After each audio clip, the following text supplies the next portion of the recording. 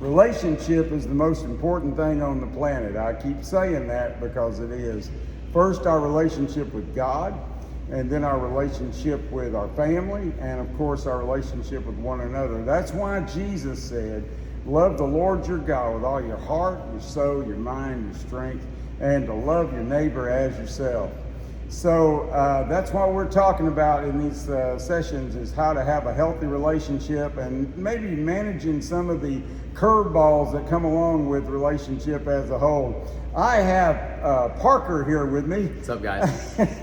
Parker is, I guess you would call him, he's a marketing guy, but I guess you'd call him my producer, because anything that looks decent on this video is because of him. He makes it look as professional as he can. And so I'm so thankful for him. And I have him here today as basically as a prop. And so he's just going to be a guy that's just going to be here and not really have a lot of input. I'm going to be doing most of the talking, but you'll see what I mean here in a little bit. Last session we talked about relationship, and we also talked about Stephen Covey's 7 Habits of Highly Effective People. And in habit number 4, we talked about think win-win, how you enter into conflict with a win-win attitude. And as I mentioned previously, you don't go in thinking that you're going to win and the other person's going to lose, because the other person's going to walk away feeling slighted to some extent. And certainly you don't want to walk into a conflict feeling like, I'm going to give up and just be a doormat and just to make people happy, because when you get done with that little deal, you're going to walk away with a lot of resentment and bitterness. And it's eventually, as I said previously, that's going to probably bring a sense of entitlement into your mind, and that's where all that self-gratification often comes from, which leads us into poor behavior. And so last time we talked about how the way that you have a win-win attitude when you have a conflict is that you put relationship above everything else. So that if I walk into a conflict, the last thing I want is to leave that conflict, whether I get more of what I wanted to begin with or not. The last thing I want is for my relationship to be damaged in any shape, form, or fashion. And so people are more important than projects every single time, and we got to remember that. And so today I'm going to do a little role modeling, and Stephen Covey had an awesome principle in habit number 5. It's entitled, Seek to Understand First, Then to Be Understood. Seek to understand first, and then to be understood. And it's so simple, and it's so easy, yet at the same time, if we do this, we're going to, come here just a little bit. Okay, if we do this, we are definitely going to see a lot more a quality relationship. I genuinely believe that if people actually practice this habit, that there would be a lot less divorces. There would be a lot less teenage kids out running the streets and not knowing, and their parents not knowing where they're at. There would be way more communication in your home. You can practice it with your employer, your employee, people at church, anywhere you have relationship. So here's how it works. Okay, so I'm going to say that Parker here has been a friend of mine for a long time, and he has been a friend for a good while. But we're going to say that we've been friends for a good long while, and man, we play golf together. We have a lot of fun. We enjoy one another's company. And but even in the best of relationships, sometimes things happen that brings a wedge in between that relationship. And so it really doesn't matter what the issue is. We're just going to say that there's an issue that took place. And he was on one side of the issue, and I was on the other side of the issue. And he felt very strongly about his point of view, and I felt very strongly about mine. As a result of that, there's been a breach in our relationship to a certain extent. And so, we're not calling up each other every day like we were and visiting. And, we really don't have a golf game planned to go play yet. And, there's a withdrawal. Remember when we talked previously in other videos about when one person feels assaulted or attacked, usually they will withdraw from the other person. And then that's what creates this whole scenario where wedges get involved into our relationships, and we begin to draw away from one another instead of drawing towards towards one another like Christ would have us to do. And so I'm going to practice this habit. We're going to look at these two habits, and I'm going to call Parker up, and I'm going to say, hey, man, can I come over? I want to visit with you for a little bit. And he's like, yeah, sure, no problem. Come over. I'm going to talk for him, okay? And so anyway, so I'm on my way over to Parker's house, right? And on my way over there, Parker is already knowing that I know that something's up. He knows that there's a problem. He feels that there's a problem. And so he's already thinking in his mind, man, I know how Gary feels about this and that. And I know what he's going to say. And so I know what I'm going to say when he says that. And I'm going to have my defenses up. And so Parker has got his mittens up. Now, we're not going to get in a physical fight, but he has got his mental mittens up. He's already ready for this confrontation, right? Okay, so I go over there, but I'm going to practice win-win, first of all, and I'm going to tell myself that no matter how this conversation comes out, the most important thing that can happen is for me and Parker to have our relationship like it's supposed to be. Because people are more important than projects and things like this. And so I'm going in with a win-win attitude. So he's probably got a win-lose mentality right now because he doesn't really know about Stephen Covey's stuff. He hasn't heard this video yet. And so he's just like most people. He's got this win-lose attitude. You know, I'm going to win this argument and Gary's just going to be the loser. That's what it's going to be. And so I get over there and we come in the house and sit down. And you know how that scenario goes. There's always a little bit of small talk, you know, before you actually get to the point. And but eventually we get around to it, and I say, well, I guess you know why I'm here. Yeah, I know why you're here. And he's ready, man. He's ready to rumble, right? But here's the deal. Here's where we start with habit number 5. Is I look at Parker and I say, Parker, listen, I really want to understand exactly where you're coming from.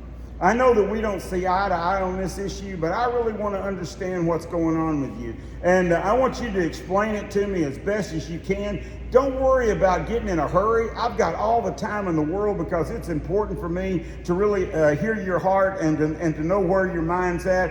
And so if I interrupt you at all, it'll be just to ask a question. If I ask a question, it's just to clarify what you're thinking or what you're saying, and so that I know I understand you completely. And so I don't want you to feel like you're in any kind of a conflict here. I really want to just hear you out. Wow, okay, now then, defenses are starting to come down a little bit over on Parker's side because he was thinking that he was going to have to get the word in edgewise and that he was going to have to defend himself. But you know what? Now then he's got the floor. He's got the floor. And so Parker starts telling, now he's not unpassionate about it at all at this point. I mean, he's still very passionate about what he believes. And so he begins to tell his side of the story. And he's passionate about how he's telling. I'm not responding to his emotions, okay? I'm not there to respond to his emotions. Even if he says something that maybe it seems even a little offensive, I'm not going to respond defensively, because if I ask somebody to please tell me what's on their mind, and guys, listen, if you ask your wife to tell you what's on her mind, and then you respond in a defensive or a mean way back, you're not going to get much more out of them after that. And so you're basically saying, hey, be vulnerable with me. And if you're going to be vulnerable, if you're going to allow somebody to be vulnerable with you, then you want them to feel safe, right? And so Parker's telling me his stuff.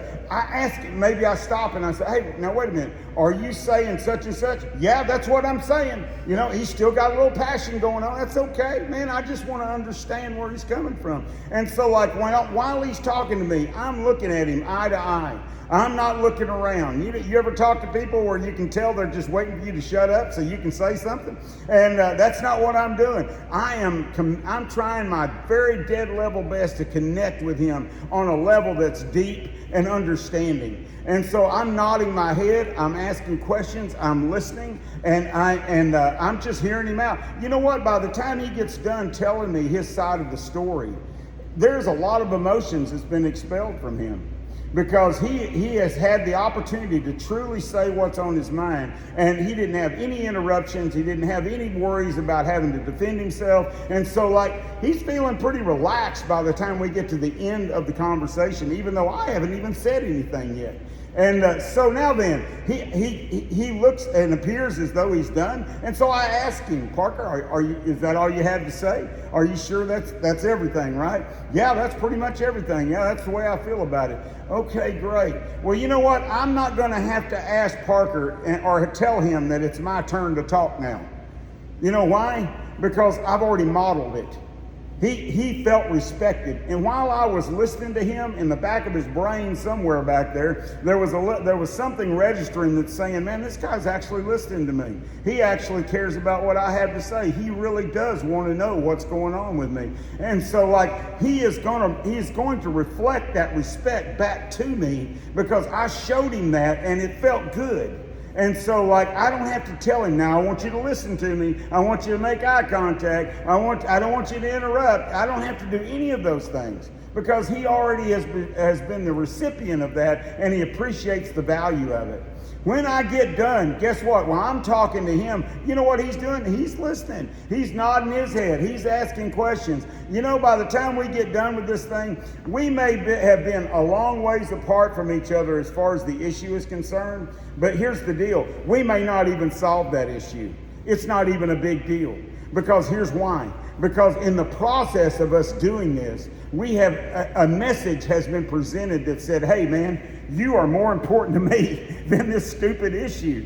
And I don't want my relationship with you to be damaged or injured in any sort of way. And this issue is not bigger than our love for one another. And so, you know what? By the end of it all, even if we don't totally agree on everything, but can I tell you something? When you hear somebody else's side, you're going to understand much better. You may not agree with everything. Now listen, I am pro-life, okay? I'm never going to be nothing but pro-life, right? I mean, nobody's going to change my mind on that issue. But if I sit down with somebody who's pro-choice, and I say, hey, listen, I really want to understand where you're coming from on this. I'd really like to know a little more about it. And as they tell me this, they're not going to convince me that pro-choice is the way for me to go, okay? But I am going to understand them. And guess what? There's probably going to be something that they say that I actually agree with, you know? And because everybody's got an opinion, and not everybody's opinion is totally wrong. And so anyway, so when we get done with this conversation, even though this issue, whatever it was, might not have been totally solved, one thing we know for sure is that we are going to be friends. And at the end of it, he might look at me and say something like, well, you've always been a goober anyway, Gary. When are we playing golf again? I don't know. Let's get together next week. And so why? Because our relationship is more important than projects. Seek to understand first, then to be understood. Now, let me ask you a question. Ask yourself this question. If you sit down with your wife or your teenager or your preteen, or your employer, or your employee, and you have a conflict and you were to practice this habit, do you think you could do it? I just modeled it for you. I believe you could. It's not hard. It's not difficult. It's really easy. And, you know, and if you practice this, I'm going to tell you what's going to happen. People are going to respect you because you respect them. And they recognize that you value relationship more than you do anything else. And so there's something to talk about. We're going to talk about something else that has to do with relationship in our next session. I hope you're enjoying these sessions on relationship. I think they're extremely powerful, and I hope that you tell somebody else about it. Hey, listen, Parker is a marketing guy. His company is Motion Marketing. He is actually going to put a link on this video so that if you'd like to see some quality marketing, listen, don't base his quality on my video, okay? The first of it is what really looks good, right? And so anyway, but if you'd like to get in touch with him, he'd be happy to work with you. He's a great Christian guy. You'd love him a lot. All right, well, I'm gonna sign off, so I will see you guys next time. God bless. See you guys.